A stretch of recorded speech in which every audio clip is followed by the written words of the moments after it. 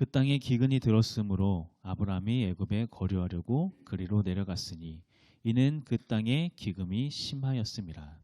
그가 애굽에 가까이 이르렀을 때에 그의 아내 사레에게 말하되 내가 알기에 그대는 아리따운 여인이라.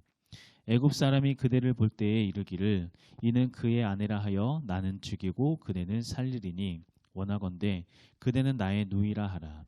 그러면 내가 그대로 말미암아 안전하고 내 목숨이 그대로 말미암아 보존되리라 하니라.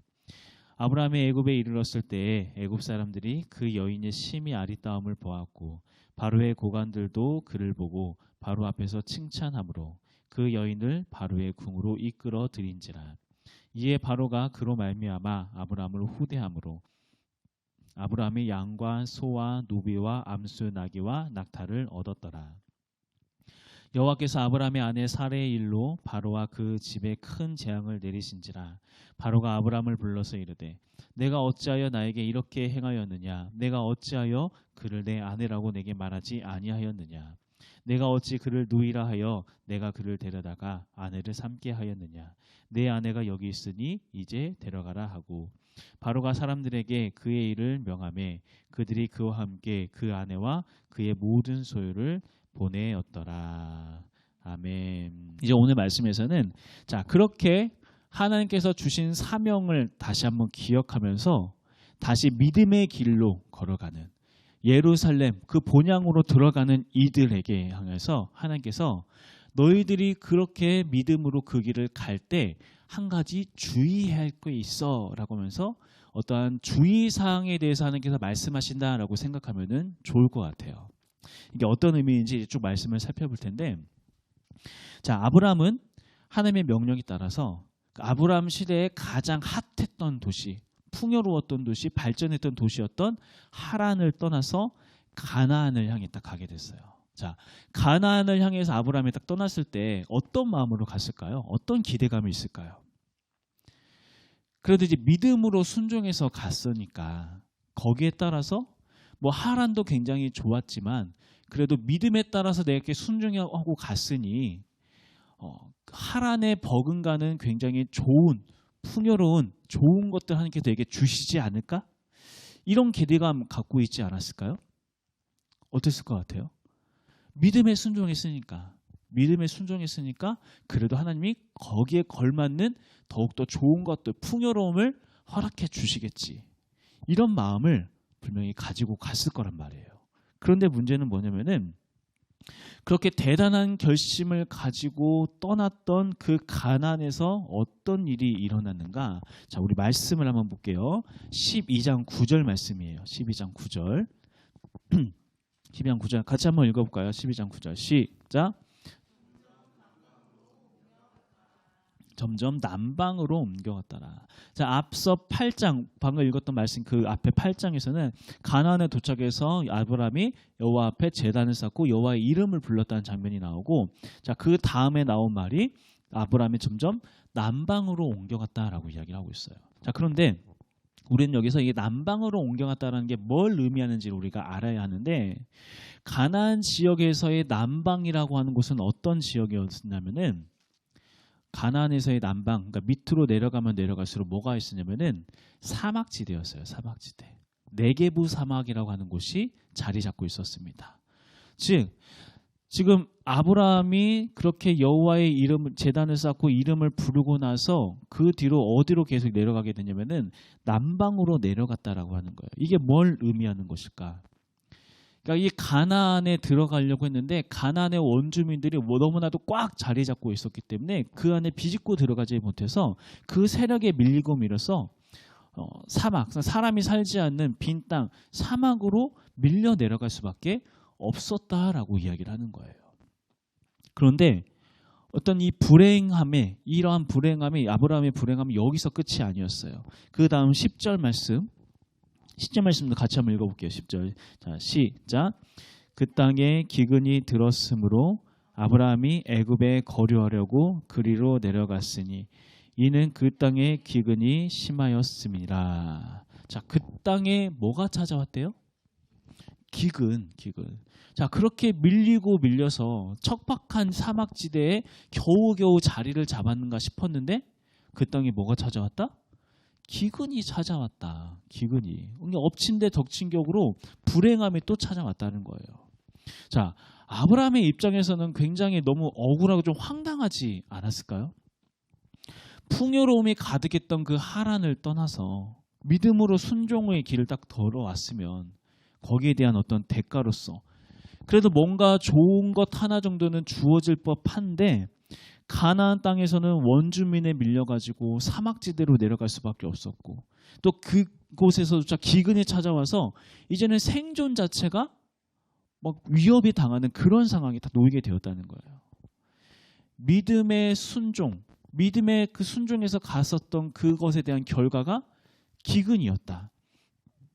어쩌면 우리의 상식으로도 납득할 수 없는 그런 현실이 아브라함 앞에 펼쳐지고 있었다라고 하는 거죠. 자, 이렇게 믿음으로 시작했지만 그 믿음에 대한 결과가 이 척박한 사막과 기근, 이러한 생존의 위협이 될 만한 상황에 찾아오게 됐을 때 대부분의 보통 사람들은 그 다음에 어떻게 해서 어떠한 삶의 모습을 어떠한 행동을 하게 되는가? 그때부터는 믿음이 아니라 상식에 따라 행동하게 됩니다. 그 시대 사람들에게 가지고 있는 상식, 이렇게 하면은 살 수 있어. 이렇게 하면은 그래도 사는 것이 가능해. 그래도 그 위기에서 벗어날 수 있어. 사람들 사이에서 통용되어지는 그 방법을 선택하게 돼 있어요. 대부분의 경우. 자, 이 아브라함 당시 사회 속에서 통용되는 상식은 무엇인가? 무엇이면은 살기 위해서는 기근을 피하기 위해서는 애굽으로 내려가야 한다. 이게 당시 사회에 통용되는 상식이었어요. 애굽 같은 경우에는 애굽 하면은 어떤 강이 있죠? 애굽 한강? 압록강이 있죠. 애굽에는 압록강이 무슨 강이 있죠? 나일강이 있잖아요. 나일강. 그 나일강이 그 물이 풍부하게 흐르기 때문에 거긴 365일 거의 이렇게 물이 부족하거나 그런 일이 없고, 그러니까 그나마 자연재해를 가장 적게 받는 지역이 이집트였어요. 그렇기 때문에 거기에는 항상 곡물이나 이런 것들이 항상 넘쳐났거든요. 실제로 이집트에서 나오는 곡물이 로마 시대에도 거의 지중해 연안에는 거의 대부분의 나라의 곡물이 다 수입될 정도로 굉장히 풍요로운 곳이 이 이집트, 애굽이었어요. 자, 그렇기 때문에 당시에 기근을 만나면 어디로 내려가는 것이 당연한 일이었다? 애굽으로 내려가는 것이 당연한 일이었다. 자, 믿음을 따라 왔던 아브람도 계속해서 이렇게 믿음 따라 왔더니 어려움과 힘든 일을 겪게 되니까 이제 더 이상 안 되겠다. 이제는 믿음이 아니라 그 당시의 상식에 따라 행동하기로 이렇게 마음 먹은 거예요. 그래서 이제 어떻게 했는가? 10절 말씀을 다시 보면은 그 땅에 기근이 들었으므로 아브라함이 어디에 거류하려고? 애굽에 거류하려고 그리로 내려갔으니. 자, 여기서 아브라함이 애굽에 거류하려고 했다라고 했을 때, 그러니까 아브라함은 이 애굽에 잠깐 내려갔다 오는 게 아니라 아예 그냥 거기 눌러 앉아 살 생각을 했던 것 같아요. 거류하려고 했다라는 거 보면. 이제 그도 그럴 것이 지금 아브라함이 겪은 이 기근이 조금 힘든 정도의 수준이 아니었거든요. 10절 그 뒷부분에 이렇게 나오잖아요. 그 땅의 기근이 심하였음이라. 아주 극심한 기근이 딱 찾아왔고, 그러니까 이런 표현이 맞을지 모르겠지만, 그러니까 아브라함은 자기가 생각했을 때 내가 믿음 따라 왔다가 완전히 그냥 내가 확 뒤었다, 이런 표현이 맞을지 모르겠어요. 그러니까 믿음 따라 왔다가 진짜 완전히 나 쫄딱 망했네, 이런 생각이 들었을지도 몰라요. 그래서 지금이라도 내가 살 길을 위해서 애굽으로 내려가야겠다 해서 그 길을 따라 내려가게 된 겁니다. 자, 그런데 그렇게 애굽으로 내려가기로 결정을 했는데 여기서 아브라함이 또 다른 걱정이 하나까지 생겨요. 어떤 걱정이 생겼는가? 우리 11절 말씀 한번 읽어볼게요. 11절 같이 시작. 그가 애굽에 가까이 이르렀을 때에 그의 아내 사레에게 말하되 내가 알기에 그대는 아리따운 여인이라. 자, 아내가 이쁜 게 걱정이래요. 아주 괜찮은 걱정이죠? 고개 빠시지 않았어요. 고개를 확확 하시네. 네, 무슨 일인가면은 당시에는 당시 사회에서는 이방인들이 법 가운데 보호되는 그러한 상황이 그런 시대가 아니었어요. 그러니까 그때는 그냥 정말 힘의 논리에 따라서 왔다 갔다 모든 것이 다 결정되는 시대였죠. 자, 그런데 자, 이방인이 그렇게 만일에 딱 큰 무리를 이끌고 왔는데 그 현지인들, 힘을 가지고 있는 현지인들이 내려왔던 이방인들이 가지고 있는 것 중에 뭐가 딱 탐이 나요. 그럼 어떻게 할까요? 내놔 하면서 그냥 가져가면 되는 거예요. 가져놔. 처음에는 그냥 회유를, 야, 그거 너 좋아 보이는데 우리 좀 넘기지 않을래? 그러면 우리가 한쪽 딱 내줄 수도 있어. 너 넘겨주지 않을래? 회유를 하는데 만약에 그걸 딱 거절해요. 그럼 어떻게 돼요? 힘의 논리에 따라서 그냥 죽이고 뺏는 게 그게 일반적인 모습이었던 거예요. 그 시대 속에서는. 자, 이러한 세상의 원리와 법칙을 너무나도 잘 알고 있었던 이 아브라함. 애굽으로 내려갔을 때 무엇가 마음에 걸렸냐면은 자기 아내 사레가 딱 마음에 걸렸던 거예요. 누가 봐도 내 아내 사레는 너무나도 아리따운 여인이고 애굽에 내려가서 정착하려고 하면은 분명 누군가가 내 아내를 탐내고 욕심낼 텐데 그럼 나는 어떻게 해야 할까? 이게 걱정되었다고 하는 거죠. 자, 이러한 문제 앞에 아브라함의 선택은 어떠했는가? 13절 말씀입니다. 13절 읽어볼게요. 자, 시작. 원하건대 그대는 나의 누이라 하라. 그러면 내가 그대로 말미암아 안전하고 내 목숨이 그대로 말미암아 보존되리라 하니라. 자, 어떻게 하자고 하고 있어요? 내 아내라 하지 말고 내 동생이라고 하자. 그러면 내가 너로 말미암아 내 목숨이 보존될 것이다. 자, 굉장히 멋진 남자죠? 멋진 남자? 용기 있는 남자? 이런 남자와 여기까지? 자, 우리는 보통 이 본문을 읽을 때 아브라함 참 비겁하다. 어떻게 자기 자기 살겠다고 아내를 넘겨줄 이미 생각을 하고 자기 동생이라고 속이냐. 남자라고 하면은 목숨을 걸고 자기 여자를 지켜야지. 우리 이렇게 이야기할 수 있겠지만 지금 아브라함이 처해 있는 상황은 우리가 어떤 영화에서나 본 듯한 어떤 그런 위기 막 상황 속에서 호기롭게 싸우고 막 그래서 이렇게 적들을 물리치고 자기의 아내를 지켜낼 수 있는 그러한 어떤 드라마틱한 상황이 절대 아니었다라고 하는 거예요. 이런 상황에서 나올 수 있는 결과는 딱 두 가지였어요. 뭔가 그냥 순순히 내주든지 아니면 다 몰살당하고 뺏기든지 이 두 가지였어요. 이 두 가지의 상황 앞에서 가장 합리적인 것은 뭐예요? 가장 합리적인 거. 그냥 목숨이라도 건져야지 하면서 내주는 게 합리적인 방법이었다는 거예요. 합리적인 방법. 비록 가정은 내 아내는 지키지 못하고 내 가정은 지키지 못하지만 목숨은 건질 수 있으니까. 근데 우리가 여기에서 아주 중요한 영적인 원리를 하나 우리가 발견할 수 있어요. 자, 우리가 어떠한 사람이 세상의 원리와 원칙대로 살아가면서 그 가운데 생존을 위해서 살아가기 시작할 때 가장 먼저 희생되는 게 뭔지 아시나요? 가정이에요. 가정. 내가 돈 벌겠다고, 내가 먹고 살겠다고 그것에 집중하면서 그것을 향해 달려가기 시작할 때 그로 인해서 발생되는 것은 가정의 희생, 아픔들, 그러한 일들이 반드시 발생하게 된다는 거예요. 세상은 결코 순순히 우리에게 생존의 어떤 그런 것을 내두지 않아요. 무언가를 희생해야 하고 무언가를 내주어야 하는데 그 가장 첫 번째가 뭐냐면은 가정이라고 하는 거예요. 가정. 오늘 바로 아브라함이 겪었던 그 현실이 그 상황이 고스란히 우리들의 삶 가운데 일어나게 되고 아마 많은 주위에서도 많은 그런 부분을 이렇게 경험한 걸 보셨을 거예요. 아니면 직접 경험해 보실 수도 있고요. 분명히 먹고 살자고 열심히 달려왔는데 내가 열심히 하면 할수록 나의 가정에는 오히려 더 그늘이 더 먹구름에 껴가는 그런 일들.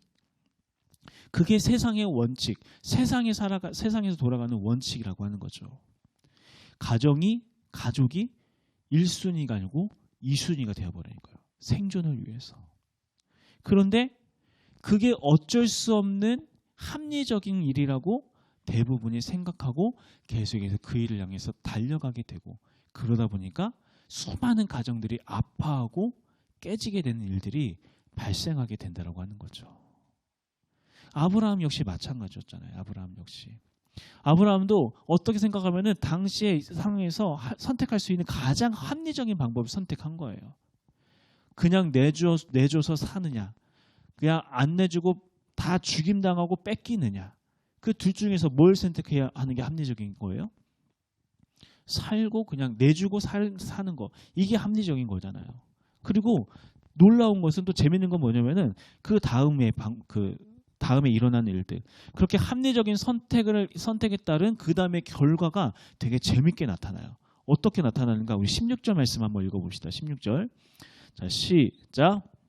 이에 바로가 그로 말미암아 아브라함을 후대함으로 아브라함이 양과 소와 노비와 암수 나귀와 낙타를 얻었더라. 자, 지금 아브라함이 애굽으로 내려왔던 이유가 뭐였어요? 예, 살려고. 기근을 피해서 왔잖아요. 살려고. 자, 기근을 피해 딱 내려왔어요. 이제는 믿음에 대한 선택이 아니라 사회적인 통념에 따라서, 사회적인 어떠한 상식에 따라서 그 길을 선택해서 왔어요. 자, 그랬더니 그렇게 사회적인 통념에 따라 왔더니 지금 뭐가 해결된 거예요? 생존의 문제가 해결된 거예요. 기근을 피할 수 있어요. 그렇게 두려웠던 기근에서 벗어날 수 있었어요. 자, 믿음 따라 갔을 때는 기다렸던 게 사막으로 몰려나는 거였고 기근으로 찾아오는 일들이었는데, 사회적인 상식과 통념에 따라 갔더니 거기에는 기근도 피할 수 있었고 수많은 재물을 얻게 되었어요. 자, 그렇다면 이제 아브라함은 성공한 인생이 된 거죠? 그렇잖아요. 그 무시무시한 기근을 다 이겨내고, 기근에서 벗어나서 이제는 얻고자 한 거 다 얻어내고 부자가 되었잖아요. 그럼 이제 성공한 인생인 거죠? 어떠신가요? 아무도 지금의 아브라함의 모습을 보면서 성공했다라고 이야기하지 않을 거예요. 왜 그럴까요? 아무리 많은 것을 얻었다고 한들 자기 아내를 잃어버렸는데, 사랑하는 일을 뺏겨버렸는데 어떻게 그 모습을 보면서 인생에서 성공했다 이렇게 이야기할 수 있겠어요? 그런데 여러분, 이런 건 우리들의 신앙 역시 마찬가지라고 하는 거예요. 우리의 신앙 역시. 우리가 믿음의 길을 걷기로 작정을 하면은, 믿음의 길을 걷는다는 것은 풍요로움을 보장받는다는 것을 의미하는 게 절대 아니거든요. 그렇게 많은 이들이 그 길을 걷다가 어떤 그 풍요로움에 대한 기대감을 가지고 걷다가 굉장히 많이 실망하게 돼요. 믿음의 길을 걷는다는 것은 풍요로움이 보장되는 길이 절대 아니거든요. 오히려 그 길을 걸어가면 걸어갈수록 어쩔 때는 사망을 만나게 되고 기근을 만나게 되는 일들이 허다해요. 그리고 그 길 가운데 그렇게 사망을 만나고 기근을 만나게 되었을 때 사람들은 그때부터 무엇을 따라 행동하게 된다? 이제는 믿음이 아니라 상식에 따라 행동하게 된다. 살 길을 찾아 따라가게 된다는 거예요. 그런데 재미있는 건 뭐냐면은, 그렇게 상식에 따라서 살아가고 세상의 어떤 통념에 따라 살아가기 시작할 때 실제로 부가 얻어지게 되는 경우가 많다라고 하는 거예요. 기근을 벗어나게 되는 경우가 참 많이 있어요. 하지만 그렇게 부를 얻게 되었다고 한들 그 일로 인하여서 사랑하는 나의 주님, 나의 하나님을 잃어버리게 된다면 그게 과연 성공한 삶이라고 이야기할 수 있겠냐는 거예요. 그러지 않죠. 적어도 믿음의 길을 걷기 시작한 사람이라면, 믿음으로 살기로 작정한 사람이라고 하면 세상에 그 많은 것을 얻게 되었다고 한들 그 가운데 하나님을 잃어버리게 되면은 그 인생은 실패한 인생이라고 이야기할 수밖에 없다라고 하는 거예요. 지금 아브라함의 상황이 딱 그런 상황이었죠. 믿음으로 시작했지만 현실 속에 찾아온 그 광야와 기근을 버티지 못해서 세상의 상식과 세상의 어떤 방법에 따라서 애굽으로 내려가고, 또 그 현실의 그 위협 앞에서 굴복해서 아내를 내어주고, 근데 거기에 대한 대가로 얻은 것들, 양, 소, 노비, 나귀, 낙타, 많은 것들을 얻게 되었지만 결코 그런 것들을 아브라함이 만족할 수가 없다는 거예요. 그 인생을 보면서 성공한 인생이라고 이야기할 수가 없다라고 하는 거예요. 오히려 그렇게 얻게 되어진 그 재물들, 짐승들의 울음소리를 들으면서 스스로 막 비참하다는 생각 들지 않았을까요? 내가 저거 얻으려고, 저거 얻겠다고 내 아내를 내어줘 버렸는데, 내 아내도 지키지 못한 자기의 그 모습을 보면서 정말 오히려 더 비참하다는 생각 들지 않았을까요? 그런데 참 놀라운 건 지금 아브라함은 그렇게 믿음의 노선에서 다 벗어나 버렸잖아요. 자기 옳은 대로, 자기 상식대로 따라갔어요. 믿음대로 살지 않았어요. 그런데 그러한 모습을 바라보시며 하나님께서 단 한마디도 아브라함을 책망하지 않으셨다고 하는 거예요. 야, 네가 어떻게 나한테 그럴 수 있냐? 너 나 믿고 따른다고 했는데 왜 나 끝까지 안 믿고 너 애굽으로 내려갔냐? 이런 이야기를 하지 않으세요. 오히려 사례를 뺏어간 그 바로에게 하나님이 역사하시기 시작을 합니다. 우리 17절에서 20절 말씀까지 한번 읽어볼게요. 17절에서 20절 같이 읽어봅시다. 자, 시작. 여호와께서 아브라함의 아내 사레의 일로 바로와 그 집에 큰 재앙을 내리신지라. 바로가 아브라함을 불러서 이르되 내가 어찌하여 나에게 이렇게 행하였느냐? 내가 어찌하여 그를 내 아내라고 내게 말하지 아니하였느냐? 내가 어찌 그를 누이라 하여 내가 그를 데려다가 아내를 삼게 하였느냐? 내 아내가 여기 있으니 이제 데려가라 하고 바로가 사람들에게 그의 일을 명하매 그들이 그와 함께 그의 아내와 그의 모든 소유를 보내었더라. 하나님께서는 믿음의 길을 저버렸던 아브라함, 자기 아내를 내어줬던 사라를 내어줬던 아브라함을 다그치거나 책망하지 않으시고 오히려 사례를 뺏어간 바로에게 그 집안 가운데 재앙을 내리기 시작합니다. 자, 하나님께서는 왜 아브라함을 책망하지 않으셨을까요? 왜 그랬을까요? 하나님께서는 이미 아브라함의 연약함을 알고 계셨어요. 아브라함의 믿음의 수준이 어느 정도인지 이미 알고 계셨다라고 하는 거예요.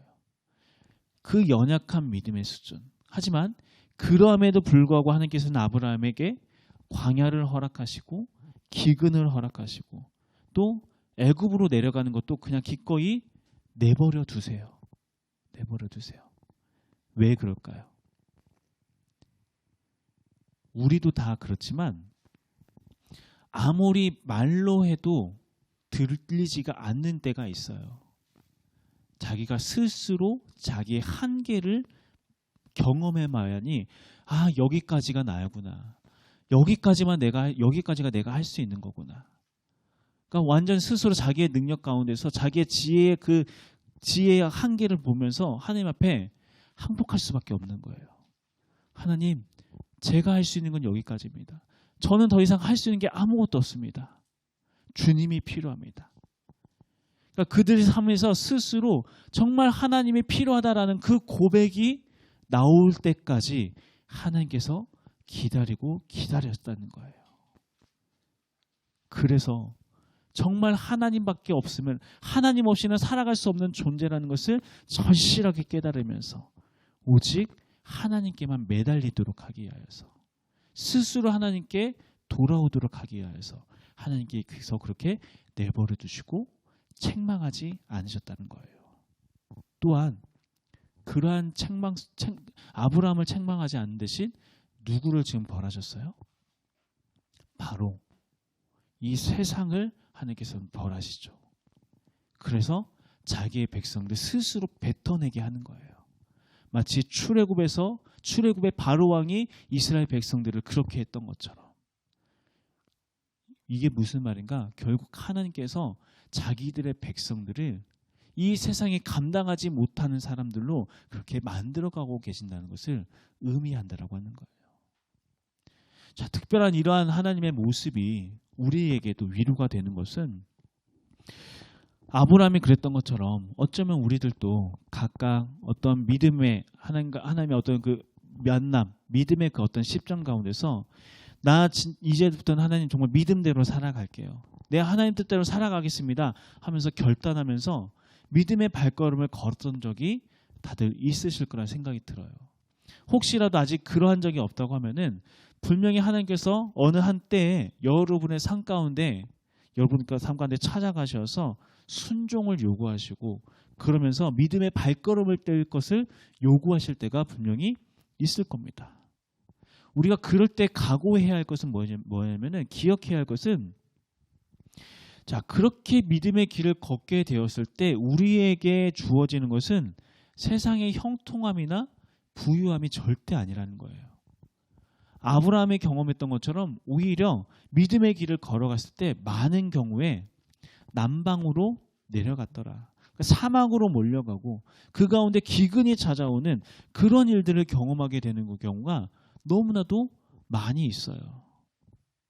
왜 그런 일이 일어나는가? 그 이유는 간단해요. 믿음의 길을 걷는다는 것은 형통함과 부유함을 보장받는 것이 아니라 이제부터 내가 하나님의 사람으로 다듬어지겠습니다라는 것으로 내가 하나님의 사람으로 다듬어지길 원합니다라는 것을 선택하고 결단하는 것을 의미하는 거거든요. 믿음의 길을 걷는다고 하는 것은. 성경에 나오는 수많은 사람들이 다 그런 일을 겪었어요. 다윗은 사무엘에게 기름 부음을 받은 후로부터 도망자의 삶을 살아야 했고, 모세 같은 경우는 자기의 사명을 깨닫는 후로부터 사람을 죽이고 사막으로 쫓겨가서 거기서 40년 동안을 살아야 했었습니다.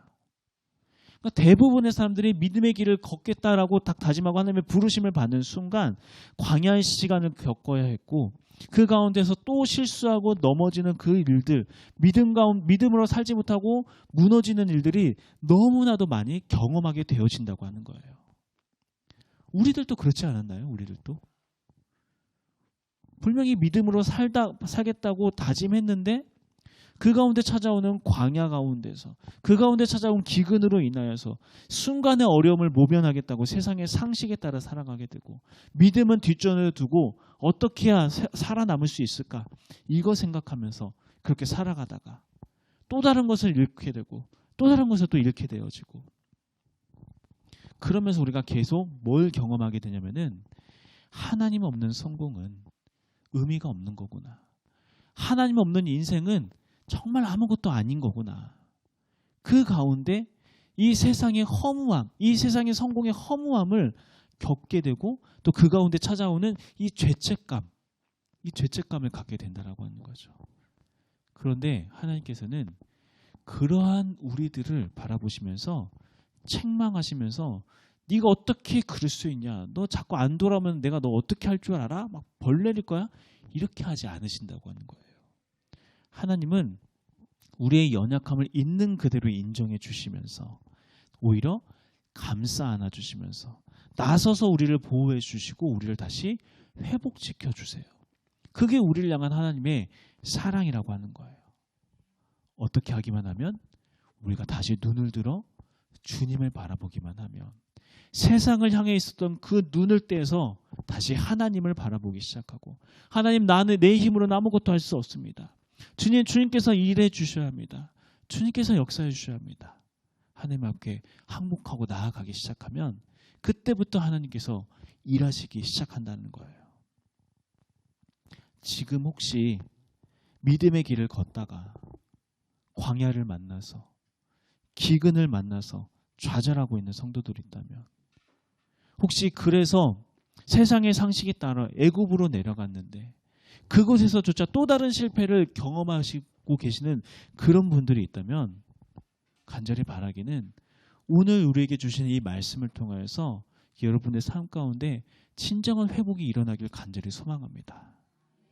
여러분들이 그 가운데서 하나님을 다시 바라보고, 하나님께서 나를 죽이기 위해서 내게 기근과 사막을 허락 주신 것이 아니라 나를 다듬어 가시기 위하여서, 하나님의 사람으로 만들기 위하여서 그것을 허락하셨던 거였군요. 내가 다시 한번 주님 앞에 그렇게 나아가겠습니다. 내가 하나님의 사람으로 다듬어지길 원합니다. 그렇게 하나님 앞에 다시 두 손 들고 나아가기 시작할 때 하나님께서 여러분들을 직접 보호하시기, 직접 역사하시길, 여러분의 삶 가운데 역사하시길 시작하실 것입니다. 그 하나님을 신뢰하면서 다시 주님 앞에 돌아가는 거예요. 우리 마지막으로 시편 121편 말씀, 이 말씀 우리 함께 읽고 우리 함께 기도하도록 하겠습니다. 시편 121편 말씀, 우리 한 목소리로 천천히 하나님께서 지금 나에게 좌절하고 넘어져 있는 우리들을 향하여서, 이 세상 가운데서 지쳐있는 우리를 향하여서 뭐라고 말씀하고 계신지 우리 함께 하나님 말씀 함께 읽어보도록 하겠습니다. 자, 시작. 내가 산을 향하여 눈을 들리라. 나의 도움이 어디서 올까? 나의 도움은 천지를 지으신 여호와에게서로다. 여호와께서 너를 실족하지 아니하게 하시며 너를 지키시는 이가 졸지 아니하시리로다. 이스라엘을 지키시는 이는 졸지도 아니하시고 주무시지도 아니하시리로다. 여호와는 너를 지키시는 이시라. 여호와께서 내 오른쪽에서 내 그늘이 되시나니 낮에 해가 너를 상하게 하지 아니하며 밤의 달도 너를 해치 아니하리로다. 여호와께서 너를 지켜 모든 환난을 면하게 하시며 또 내 영혼을 지키시리로다. 여호와께서 너의 출입을 지금부터 영원까지 지키시리로다. 아멘. 이런 하나님의 말씀을 신뢰하면서 다시 애국 가운데 머물러 있는 것이 아니라 약속의 땅인, 사명의 땅인 가나안으로 돌아갈 수 있는 그런 우리 모두가 되길 간절히 소망합니다.